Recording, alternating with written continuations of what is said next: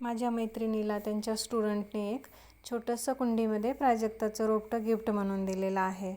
निसर्ग कसा असतो बघा ना, तो मानवजातीचाच नाही तर झाडं, पानं, फुले, पशुपक्षी यांचा अविभाज्य आणि महत्त्वाचा भाग आहे. निसर्ग ही देवाने दिलेली आपल्याला सुंदर अशी देणगी आहे. हे एक कुंडीमध्ये छोटंसं झाड आहे. त्या झाडावर सुतार पक्ष्याने आपल्या चोचीने पानांमध्ये टोचून टोचून घरटं बनवलेलं आहे आणि त्यात त्याची 2 अंडी पण आहेत. सुतार पक्षी हा झाडांमध्ये आपल्या चोचीने घरटे बनवणारा पक्षी आहे.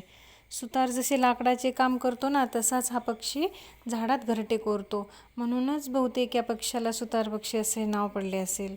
सुतार पक्षी झाडांच्या खोडांवर आणि फांद्यांवर कीटकाचे भक्षणही करत असतात. हा पक्षी झाडाझुडपांमध्ये, आमराईमध्ये आणि नारळांच्या झाडांवर तसेच शहरामध्ये देखील त्यांचा वावर असतो. या पक्ष्याचे इतर पक्ष्यांपेक्षा जाड आणि लांब नखे असतात, त्यामुळेच त्यांना झाडावर चांगली पकड मिळते. सुतार पक्षी पानांना छिद्र पाडून झाडाच्या पानांमध्ये घरटे करतात. हे बघा किती मस्त घरटं बनवलेलं आहे बघा तुम्ही. 2 पानांमध्ये आहे.